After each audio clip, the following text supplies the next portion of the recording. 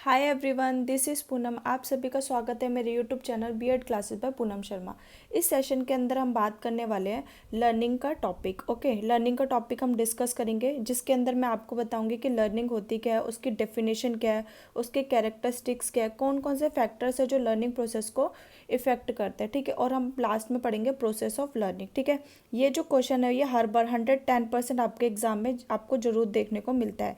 जैसे कि आपको पता है कि मैंने पेपर 1, ठीक है, पेपर 2, पेपर 3 और पेडागोजी ऑफ कॉमर्स के सारे इंपॉर्टेंट क्वेश्चन यूनिट वाइज बता दिए हैं। जिन बच्चों ने वो वीडियो नहीं देखे, आप मेरे यूट्यूब चैनल पे जाके देख सकते हैं, वहाँ पे मैंने प्लेलिस्ट बना रखी है। ठीक है, जो आज हम लर्निंग का टॉपिक करने वाले हैं, जो ये मैं क्वेश्चन कराऊंगी कि डेफिनेशन क्या है, कैरेक्टरिस्टिक्स क्या है, कौन कौन से फैक्टर जो लर्निंग को इफेक्ट करते हैं, प्रोसेस ऑफ लर्निंग क्या है, इसके बाहर आपको कुछ भी एग्जाम में इससे बाहर लर्निंग से कुछ नहीं आएगा। ठीक है, बस आप इतना ही कर लीजिए, यही आपके लिए सफिशिएंट है। उससे पहले जो मेरे चैनल पे नए आए हैं, जल्दी से मेरे चैनल को सब्सक्राइब कर दीजिए, लाइक और शेयर कर लीजिए। ठीक है, एक इम्पॉर्टेंट न्यूज़, कल से हम क्या कर रहे हैं, मैराथन क्लास स्टार्ट कर रहे हैं। ठीक है, मैं उसी मैराथन क्लास के प्रिपरेशन में लगी हुई हूँ। ठीक है, जिसके अंदर हम क्या करेंगे, पेपर 1 जैसे आपका चाइल्डहुड एंड ग्रोइंग अप है, ठीक है, उसके हम प्रीवियस ईयर के क्वेश्चन आंसर को हम सॉल्व करेंगे। ठीक है, पेपर 1 का हो गया, पेपर 2 हो गया, पेपर 3 हो गया। ठीक है, इसके हम क्या करेंगे, प्रीवियस ईयर के क्वेश्चन आंसर सॉल्व करेंगे। ये आपके एग्जाम के लिए काफ़ी इंपॉर्टेंट है। ओके, और और एक इम्पोर्टेंट न्यूज़ कि आपको जैसे कि पता है कि हमारे अब एग्ज़ाम को सिर्फ एक महीना भी नहीं बचा, एक महीने से भी आप मान के चलिए हमारे पास सिर्फ एग्ज़ाम के लिए 20 डेज ही बचे हैं। ठीक है, एमडीयू की भी डेट शीट जल्दी पब्लिश हो जाएगी। ठीक है, आपकी नेक्स्ट वीक तक एमडीयू की भी डेट शीट आ जाएगी। तो जितने भी बीएड के एग्ज़ाम है वो अगस्त में हो जाएंगे। ठीक है, आप ये मान के चलिए जिनकी अभी तक डेट शीट नहीं आई है, बीएड फर्स्ट ईयर के एग्ज़ाम आपके अगस्त में हो जाएंगे और आपकी डेट शीट जुलाई के मंथ में आ जाएगी। ठीक है, अपनी प्रिपरेशन को कंटिन्यू रखें। अब हमारे पास बहुत टाइम कम है, इसलिए मैं आपके लिए जल्दी जल्दी वीडियो अपलोड कर रही हूँ, ताकि हमारे प्रिपरेशन में कोई भी कमी ना रहे। ठीक है, जैसा कि आपको पता है जो हमारा टारगेट है कि हमको अपने बीएड में 80% लाने ही लाने हैं। ठीक है, चलिए हम अपने सेशन को स्टार्ट करते हैं। ये मैराथन क्लास उन्हीं बच्चों के लिए एलिजिबल रहेगी जो इन बच्चों ने मेरे चैनल को सब्सक्राइब कर रखा है, तो जल्दी से सब्सक्राइब कर दीजिए और अपने ज़्यादा से ज़्यादा फ्रेंड्स को शेयर कीजिए और लाइक करना ना भूलें। चलिए आज का हम सेशन स्टार्ट करते हैं। सबसे पहले हम जानते हैं लर्निंग क्या है। ठीक है, लर्निंग होती क्या है, जो भी हम सीखते हैं, ठीक है, उससे हमारे बिहेवियर में जो भी चेंजेस आते हैं उसी को हम लर्निंग कहते हैं। ठीक है, लर्निंग प्रक्रिया क्या है, एक उद्देश्यपूर्ण है। ठीक है, मैं आपको पढ़ा रही हूँ, आपका उसके पीछे एक ऑब्जेक्टिव है, एम है कि आपको अपना बीएड का पेपर पास करना है, उसके बाद आपको क्या करना है, टीचर बनना है। ठीक है, इसलिए आप लर्निंग कर रहे हो। इसका एक क्या होता है, एम होता है। विदाउट एम कोई भी कुछ भी नहीं करता है। ठीक है,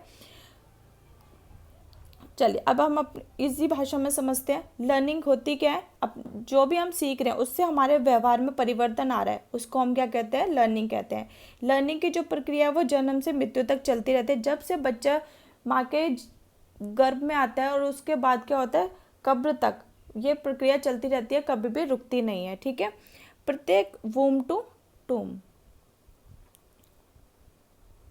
ओके, चलिए प्रत्येक परिस्थितियों में भी इंसान सीखता ही रहता है और अपने व्यवहार में परिवर्तन करता रहता है, यही अधिगम है। इसलिए हम कह सकते हैं कि परिस्थिति के अनुसार अपने व्यवहार में परिवर्तन लाना ही अधिगम कहलाता है। अब ये जो परिवर्तन है ये दो प्रकार के होते हैं, स्थायी हमेशा रहता है, हमेशा हम सीखते हैं, और वांछित मतलब कुछ समय के लिए हमने सीखा और कुछ समय के बाद हम उसको भूल गए या छूट गया, उसको बोलते हैं। अब ये महत्वपूर्ण परिभाषाएं जो हमारे मनोवैज्ञानिक ने दिया है, ये आपको एज इट इज़ लिखनी है, चाहे आप किसके लिए कोई भी ट्रिक लगाएं, पर आपको ये लिखनी है, आप इसमें कोई भी चेंजेस नहीं करने हैं। ओके, आपको अपने एग्जाम में 2 से 3 परिभाषा जरूर लिखनी है, इसके आपको अलग से नंबर मिलते हैं। जेपी गिलफोर्ड के अनुसार व्यवहार के परिणाम स्वरूप में परिवर्तन ही सीखना है। स्किनर के अनुसार सीखना व्यवहार में उत्तरोत्तर सामंजस्य की प्रक्रिया है। सीखना और जब हमने कुछ सीखा और उसको अपने बिहेव में लाए, उसका तालमेल बिठाया, उसी को क्या है, लर्निंग है। क्रो एंड क्रो के अनुसार सीखना आदतों, ज्ञान और अभिवृत्तियों का अर्जन है। वुडवर्थ के अनुसार नवीन ज्ञान और नवीन प्रक्रिया को प्राप्त करने की प्रक्रिया ही सीखने की प्रक्रिया कहलाती है।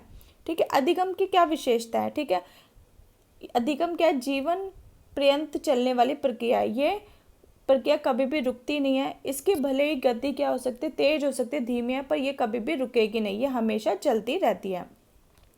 अधिगम की प्रक्रिया माँ से गर्भ से ही शुरू हो जाती है। जन्म होने के पश्चात बच्चा जैसे ही इन्वायरमेंट में आता है अपने अनुभवों द्वारा कुशलता से ज्ञान को अर्जित करता है, लर्निंग करता है। अतः अधिगम हर प्रकार से अर्थात औपचारिक, अनौपचारिक रूप से तथा प्रत्यक्ष और अप्रत्यक्ष रूप से जीवन भर चलता ही रहता है। ठीक है, बच्चा अपने औपचारिक मीन्स ऑफिशियल स्कूल में जाके भी लर्निंग करता है। ठीक है, अनौपचारिक मतलब अपनी फैमिली से, फ्रेंड्स से, ओके, जो भी उनके नेबर्स हैं उससे लर्निंग सीखता है। ठीक है, अधिगम क्या है, समायोजन है, एडजस्टमेंट की प्रक्रिया। अधिगम का समायोजन में विशेष योगदान होता है। जन्म के समय बच्चा दूसरों पे आश्रित होता है, ठीक है, लेकिन समय के साथ अपने आप को ढाल लेता है और परिस्थितियों के अनुसार आपको सीखता है। अधिगम क्या है, सार्वभौमिक प्रक्रिया। अधिगम क्या है, सभी जाति के लिए, सभी देश के लिए, सभी धर्म के लिए, सबके लिए इक्वल है। ठीक है, अधिगम प्रक्रिया एक सार्वभौमिक प्रक्रिया, क्योंकि सीखना किसी एक देश, जाति या धर्म का ही अधिकार नहीं है, ये बल्कि ये सबके लिए है। हर व्यक्ति जो सीखने की पूरी क्षमता रखता है। सीखना व्यवहार में परिवर्तन, ये हमने डेफिनेशन में कर ही लिया था। सीखना एक उद्देश्यपूर्ण प्रक्रिया है। ठीक है, बिना उद्देश्य का कोई भी कुछ नहीं सीखता। ठीक है, मैं आपको पढ़ा भी रही हूँ तो आपका एक उद्देश्य है कि आपको क्या करना है अपनी लाइफ में। सीखना एक मानसिक प्रक्रिया है। ठीक है, जो भी हम सीखते हैं वो हमारे दिमाग से रिलेटेड है, दिमाग से ही सीख रहे हैं, तो इसलिए क्या है, सीखना एक मेंटल प्रोसेस है। सीखने की प्रक्रिया सक्रियता पर निर्भर करती है। ठीक है, बच्चा जितना इंटरेस्ट लेके एक्टिव होके बच्चा सीखेगा तो बच्चा जल्दी सीखेगा। अगर बच्चा नहीं, मुझे सीखना ही नहीं है, ठीक है, डिमोटिवेट है, अनएक्टिव है, तो बच्चा कभी नहीं सीख पाएगा और वो जो सीखने की प्रक्रिया होगी वो काफ़ी धीमी हो जाएगी। अब क्या है, अधिगम को प्रभावित करने वाले कौन कौन से कारक हैं। पहला कारक बालक की योग्यता, फिर दूसरा कारक है निश्चित उद्देश्य। ठीक है, तीसरा आता है परिपक्वता, फिर समाज, परिवार, वातावरण, और आपका आता है शिक्षा का व्यवहार और एक सीखने की इच्छा। ठीक है, ये सब कारक हैं जो अधिगम को प्रभावित करते हैं। ठीक है, एक बालक की योग्यता सही होगी तो बच्चा जल्दी से सीखेगा, नहीं होगी तो वो नहीं सीख पाएगा। ठीक है, कैपेबिलिटी, निश्चित उद्देश्य, अगर हमारा उद्देश्य एक निश्चित है, हाँ मुझे अपने बीएड में 80% नंबर लेके ही आने हैं, तो हम जल्दी उस चीज़ को सीखेंगे। मैच्योरिटी भी लर्निंग पे डिपेंड करती है। ठीक है, मैच्योर बंदा जल्दी सीखता है और अन्य मैच्योर धीरे धीरे सीख पाता है। ठीक है, समाज, परिवार और वातावरण, इन तीनों का भी काफ़ी महत्वपूर्ण है हिस्सा है अधिगम को प्रभावित करने के लिए। शिक्षक का व्यवहार और सीखने की इच्छा।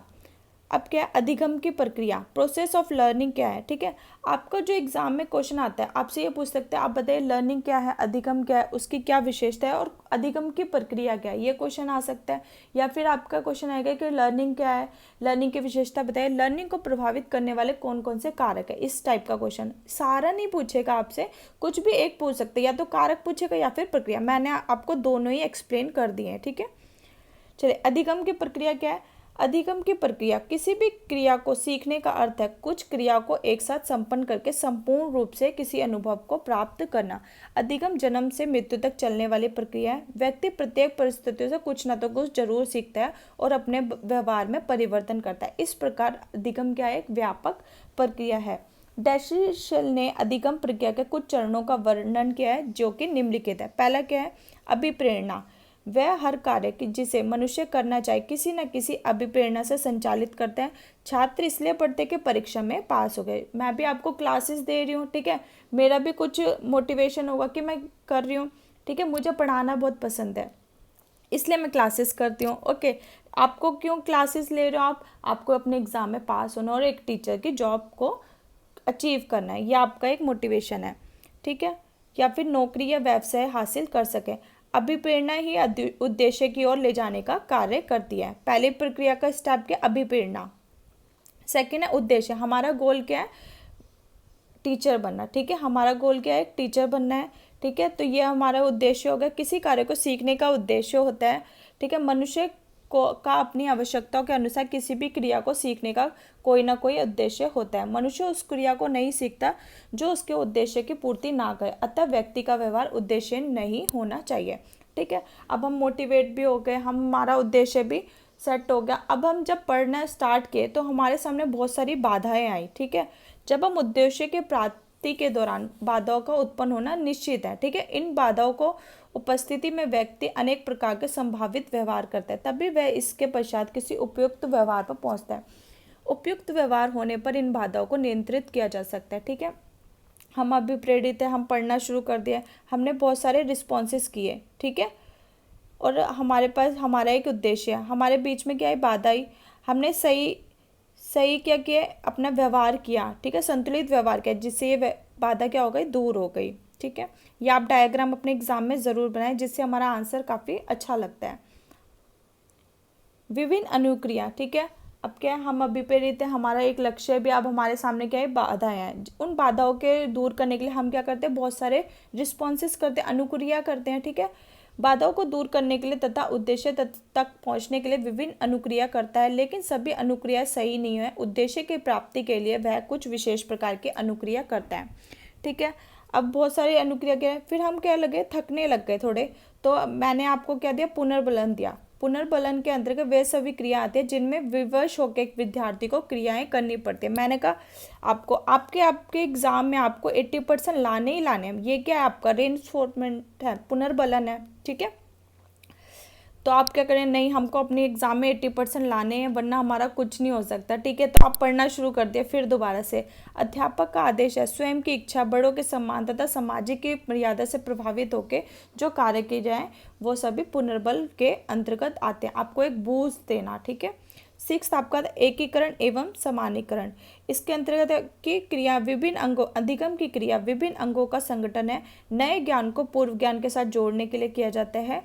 जब नए ज्ञान को पूर्व ज्ञान को जोड़ने के लिए किया जाता है तो वही क्या कहलाता है, आपका एकीकरण कहलाता है। अतः यह स्पष्ट है कि अधिगम के अंतर्गत अनेक उपक्रियाएं निहित होती हैं जो उसे पूर्णता प्रदान करती हैं। ठीक है, ये वाला क्वेश्चन आप अच्छे से कर लेना। अधिगम की प्रक्रिया क्या है, इसका मैंने आपको डायग्राम भी बता दिया। अभिप्रेरणा, ठीक है, पहला क्या है, आप अभिप्रेरित है कि हमें अपना बीएड का पेपर पास करना है। ठीक है, आपका बीएड में आपको 80% स्कोर करनी, ये आपका उद्देश्य है। अब आपको जब पढ़ना शुरू किया, आपके सामने बहुत सारी बाधाएं, फिर आपको मैम मिली, BEd classes by Poonam Sharma मिली। ठीक है, फिर उसके बाद आपको क्या कि चलो हम इन मैम की वीडियोस देखेंगे। फिर उसके बाद क्या, एकीकरण एवं समानीकरण। ठीक है, बाधा के बाद आप क्या ने बहुत सारे रिस्पॉन्सेस किए, आपने मेरी वीडियोस देखी। ठीक है, आपने बुक से भी पढ़ा, आपने नोट्स भी बनाए। कुछ टाइम के बाद आप क्या लग रहे, थकने लगे। फिर मैंने आपको एक बूस्ट दिया, हमें अपने बीएड में एटलीस्ट 80% स्कोर करने ही करने हैं। फिर आपने एकीकरण एवं समानीकरण, जो आपके पास पुराना ज्ञान था, पूर्व ज्ञान था, उसको आपने नए ज्ञान से जोड़ा और आप सफल हो गए। ठीक है, अधिगम की प्रक्रिया आई होप आपको अच्छे से समझ आ गई। पहला क्या होता है, अभिप्रेरणा। ठीक है, आप अभिप्रेरित हैं कि आपको बीएड में पास होना है। फिर आपका एक उद्देश्य है कि मुझे बीएड में 80% स्कोर करना है। फिर आपके सामने बाधाएं आई। ठीक है, फिर बाधा के बाद आपने क्या किया, बहुत सारे रिस्पॉन्स किए। फिर उसके बाद आपको एक बूस्ट मिला। ठीक है, कि नहीं हमें अच्छे से पढ़ना है, परिवार का भी प्रेशर है कि हाँ आपको अच्छे पढ़ना है, आपको टीचर बनना है। फिर आपने क्या किया, एकीकरण एवं समानीकरण किया, पूर्व ज्ञान को नए ज्ञान से जोड़ा। ये आपको अच्छे से समझ आ गया होगा। जिन बच्चों मेरे चैनल पे नए हैं, please like share and subscribe करना ना भूलें। Thanks for watching.